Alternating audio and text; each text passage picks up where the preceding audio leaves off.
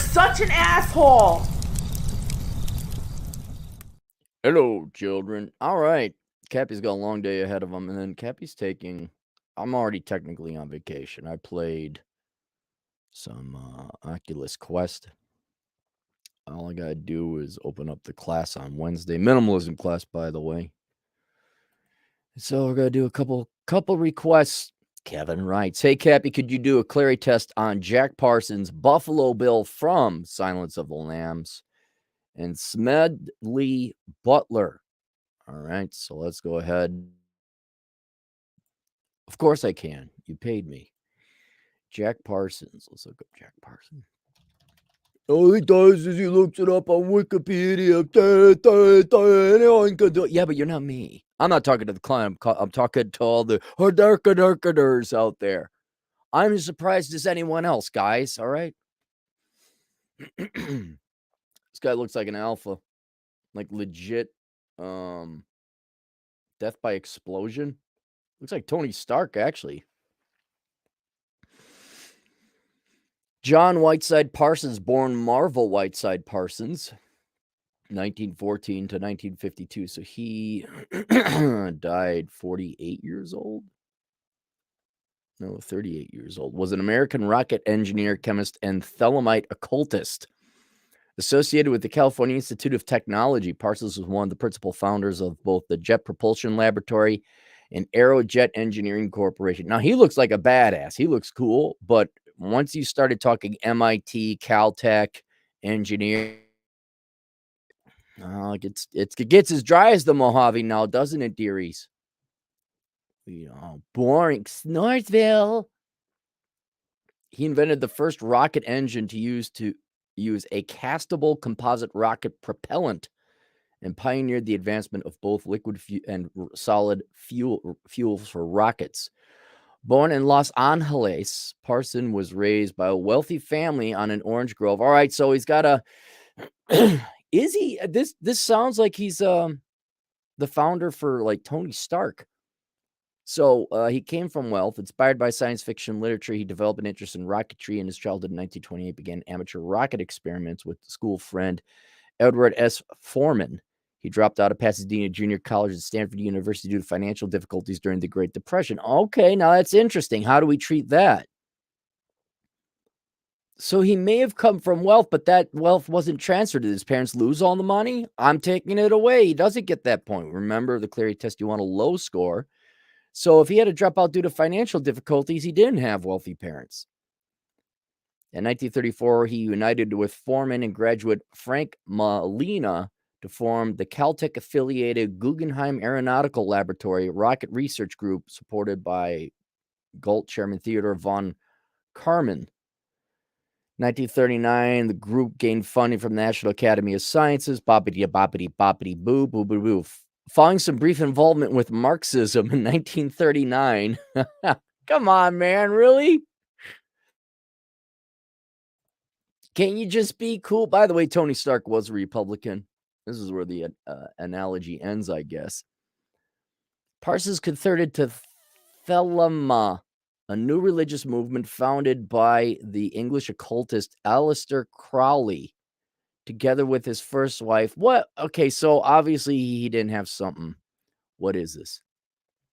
Thelema, Western esoteric and occult social of spiritual philosophy, new religious movement founded in the early 1900s. Boobity boo. Just tell me what the new Crowley identified. Oh, of course, the founder. He's the new prophet. He's the guy. He's the new one. Give him all your women and your money. Okay, so like all occultists and religious nut jobs, this guy was missing a hole, or he had a hole in his existence. He had something wrong with him. What being a rocket scientist and having a wife and kids wasn't enough for you? Together, joined the Agape Lounge, the California branch of the Thelemite Ordo Tomopolis Orientis. At Crowley's biddings, Parsons replaced Wilford Talbot Smith as its leader in 1942 and ran the lodge from his mansion in Orange Grove Boulevard. He's back to wealth. Parsons was expelled from the JPL and Aerojet in 1944 owing to the lodge infamous reputation and his hazardous workplace conduct. 45, Parsons separated from Helen after having an affair with her sister Sarah. That's what happens. That's what happens in them cults. When Sarah left him from L. Ron Hubbard. Oh. Parsons conducted the Babylon working, a series of rituals intended to evoke the thematic goddess Babylon on Earth. He and Hubbard continued working with Marjorie Cameron, whom Parsons married in 1946. After Hubbard and Sarah defrauded him of his life savings, Parsons resigned from the...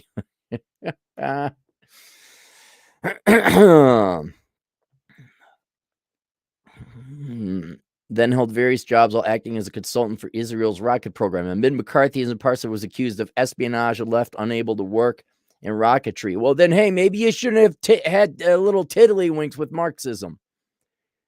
1952, Parsons died at the age of 37 in a home laboratory explosion that attracted national media attention. People suspected it was murder. Parsons' libertarian and occult writings were published posthumously. All right. That took a turn for the dark. Real world working experience. I'm going to say he did not come from wealth, did not major in dumb crap. And then he became a cultist. I know he did maybe consulted, but you get a final point in just avoiding work, joining some kind of religion or nonprofit. Wouldn't surprise me. He ended up being a libertarian in terms of the fact, like as an accessory, not because it's the correct economic philosophy of freedom and leave people the F alone. It is, by the way. I'm not even going to argue that. Leave people alone. You're not entitled to that person's labor. Leave him the F alone. You know, as long as he's not hurting you or anyone else, you're not allowed to tell him what to do. Oh my God, such a it can't be that simple. Yeah, actually it can. But he seems to be the type that, ooh, this is cool, this is edgy, this will give me value and meaning. So he gets a point of one. Would I like to have a beer with him? Yes. Just like, what the hell, man? Should he run for office? Absolutely not. Absolutely not. When you start looking for like occults and really clubs, little clubs to give you value and existential purpose in life, no, out, gone. So we got that there. All right, who's the next one? Buffalo Bill, Silence of the Lambs.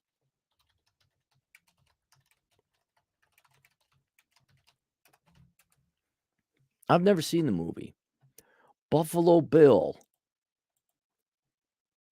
Okay. James Gumb, known by the nickname Buffalo Bill, is a fictional character and the main antagonist in Thomas Harris' 1988 novel Silence of the Lambs and its 1991 film adaptation, played by Ted Levine. In the film, he is a serial killer, murders overweight women, and skins them so he can make a woman suit for himself. Well, live Dahmer. Okay, so the background, it's interesting, significant background here. Born in 48-49. Clerical error, no one bothered to correct Gumb's mother. An aspiring actress went into alcoholic decline after a career failed to materialize. And Los Angeles County placed Gumb in a foster home when he was 2. All right, so no wealth, no dad. Okay. Novel goes on to tell Gumb living in foster homes until the age of 10, adopted by his grandparents who became his first victims when he impulsively kills them at the age of 12. Institutionalized in a hospital, learns to be a tailor. Okay, didn't major in dumb stuff. Gumb has a relationship with Benjamin Raspel. Raspel leaves him. He kills Raspel's new lover, Klaus. Yeah. Wo ist Klaus? Klaus is in the house. Is Klaus in the house? Yeah. And flays him. The screenplay omits Gumb's backstory, but does imply he had a traumatic childhood, hating his own identity, gender dysphoria through multiple characters, not transsexual. It goes into the psychology of him, not necessarily his career and background. Learns to be a tailor. Oh, the irony, he learns to be a tailor. Okay, so, I don't know. Looks like he's got a job here. He has real-world working experience, didn't come from wealth, didn't major in dumb stuff. Does he end up like just going to jail after a bit? Yeah, because don't they get him or he dies? Modus operandi, kidnaps the women.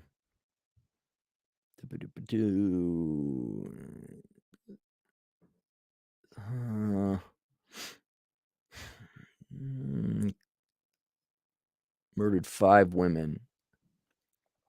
Carcinate. Oh, then they have to ask Hannibal Lecter how to find them.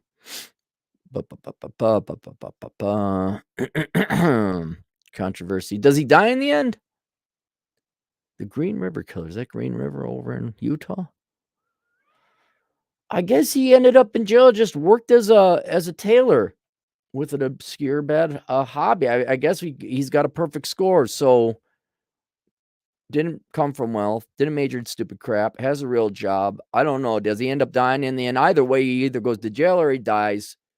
He's a tailor. So he's got a perfect score. Would I want to have a beer with him? Hell no. Should he run for office? No. Remember, the Clarey test is not this universal catch-all like psychopathy. It doesn't really account for that. It really is just to see, okay, are you a self-supporting adult? You're not? Get the hell out of here, which would wipe out like, 3/4 of Congress. Smedley Butler. Smedley Butler. Smedley Butler. What is he? The United States Marine Corps.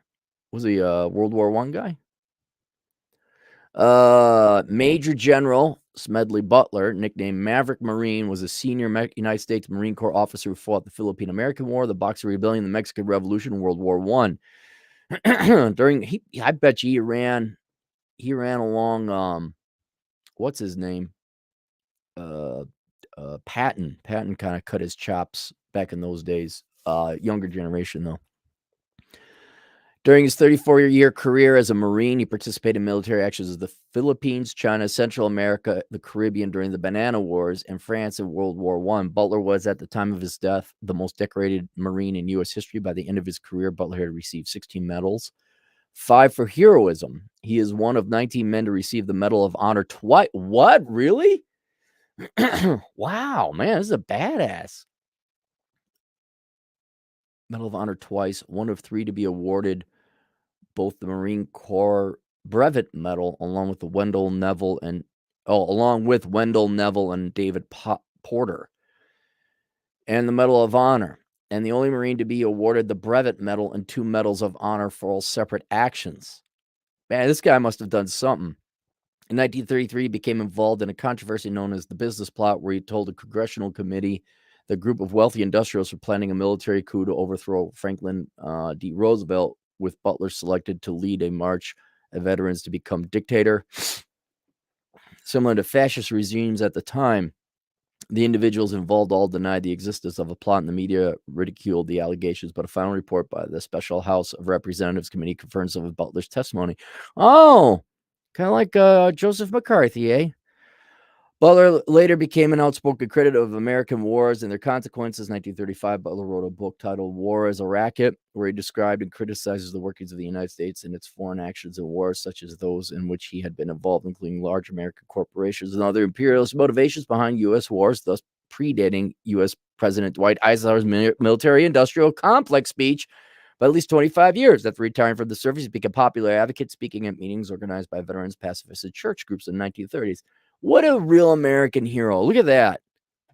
Just went around, became an advocate, wasn't like, we need more money. Tried to stop war. Early life, I'm going to assume he wasn't wealthy. Born 1881 in Westchester, Pennsylvania. I wonder if that's near where Beckloff lives. The eldest of 3 sons. Parents Thomas and Maud were descended from local Quaker families. Both of his parents were entirely English ancestry, and the family said, I know you Wikipedia people are all leftists, and you think that people's ethnicity is the most important thing. It's truly irrelevant. It really is. What's his name? He was a plagiarist. Like, he completely plagiarized his doctoral thesis, and he was a philanderer. He cheated on his wives. The guy, Martin Luther King, that guy, the one you all worship. Just because he may have been a scumbag in some aspects and regards, doesn't mean the guy wasn't right on some key principle philosophical things. Like, don't judge people by the color of their skin or ethnicity, but their content of character. I know you leftists have just got a hard on for who banged who to produce what. And oh my God, did you know this person came from? No, it doesn't matter.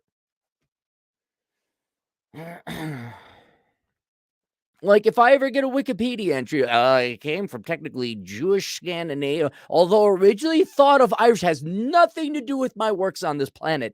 Nothing. Guys are gonna obsess about who banged what before me on my family tree. I know if I was a leftist and had nothing else going on in my life, I guess I would start looking at traits I was born with. Oh my God, I got brown eyes and white skin, and I'm right-handed, and I got a peen. Oh my God, I'm such an amazing, brave individual. Okay, father was a lawyer, judge, and later served in the House of Representatives. All right, so this guy came from wealth. All right. Smedley's Marine Corps career success occurred while his father held that politically influential congressional seat, controlling the Marine Corps' manpower and budget. Oh, so he's a nepotist. All right.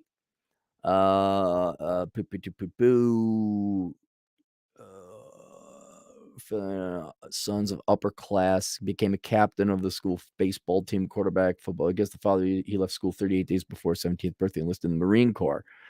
Oh, so he dropped out of college to go fight the Spanish-American War. That lasted 38 seconds. That would require you all know history. What? Huh? Transit with credit. Okay. In the Spanish War fervor, Butler lied about his age to receive a direct commission as a Marine second lieutenant.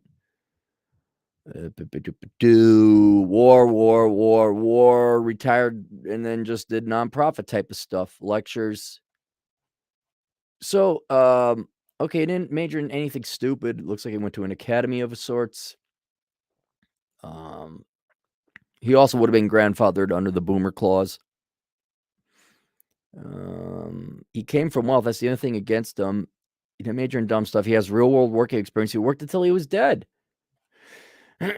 Gets a score of 1. Will I like to have a beer with him? Hell yes. Should he have ran for office? Absolutely. You need that guy. I don't know. This is going to be an obscure reference, but in A Bridge Too Far, you want one of those Doubting Thomases. You want the Joseph McCarthys. You want, like, hey, I see something you guys don't see. Like, I don't know, a housing crisis, an education bubble. Hey, hang on. I don't know if anyone will be like, women don't like guys that much. I wonder what the consequence of that will be.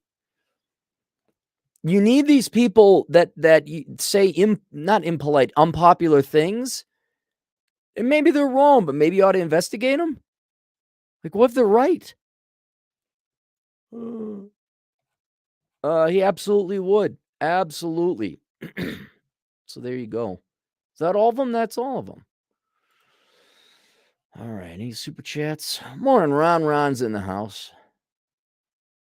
Oh my goodness. And special guest celebrity star T-Rash is here. Isn't it amazing that in between his busy schedule of banging single moms and impregnating women across these fruited plains, and what's the word I'm looking for?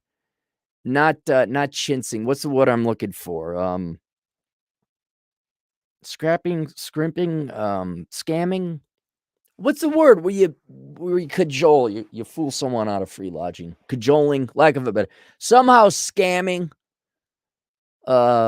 women who aren't getting dicked well enough by their software engineering majoring husbands. That T-Rash is here. This guy right here.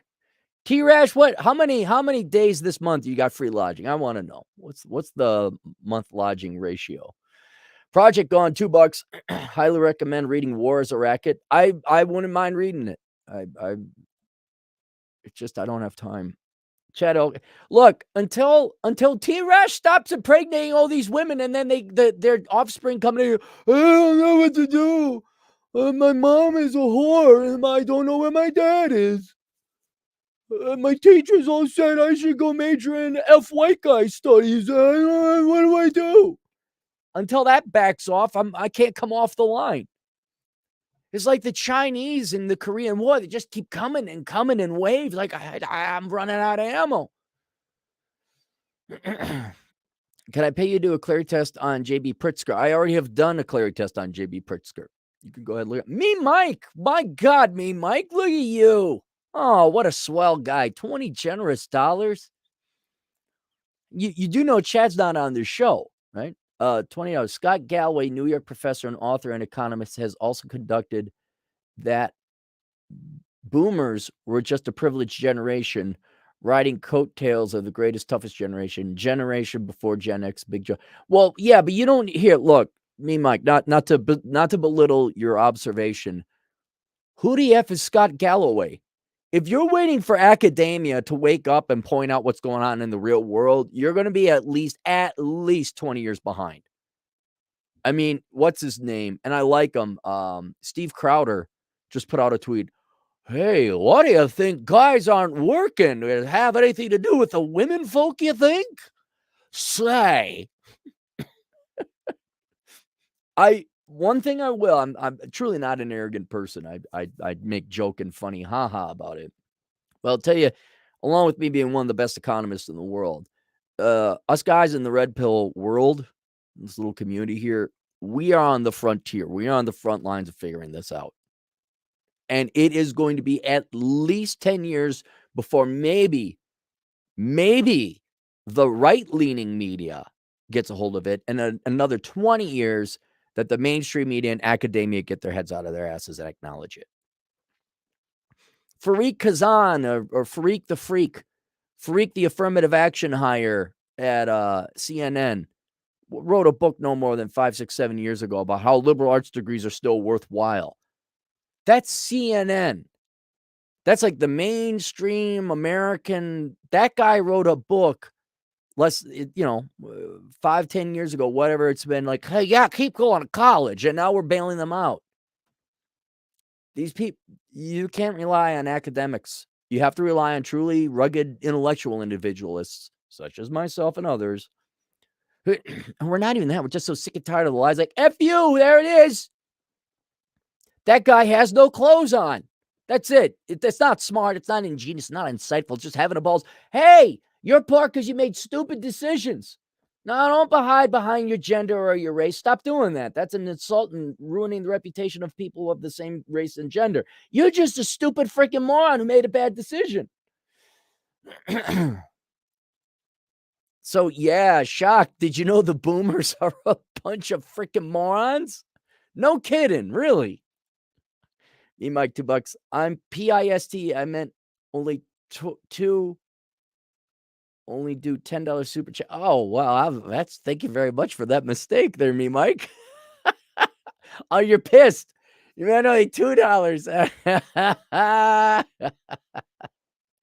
Me, Mike. Hey, just, you know what?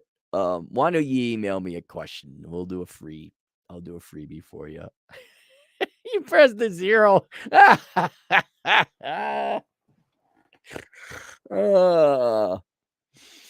All right. I'm just saying academia is catching on. Even mainstream is catching on as stupidity. Yeah, but who's that guy? He's probably like, an ostracized. Oh, he's probably not a Marxist. He's probably just a rank, 1980s Democrat.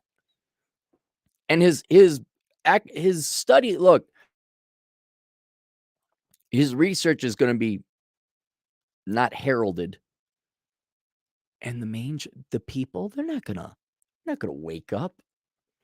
We're writing this until there's no electricity. And then when there's like nothing to do but work in the fields and go dig up roots for food, then people might start reevaluating their life economic philosophy model. You won this one, Celery. All right. Oh, what am I going to do with me Mike's $20? What should I do with it, guys? Huh? Some agree. Oh, you know what, me Mike? I'm going to buy a good cigar. Not one of the average cigar. I'm going to get a good cigar. Take a picture, put it up on the Instagram. All right, more on the way. See you guys later. Toodles.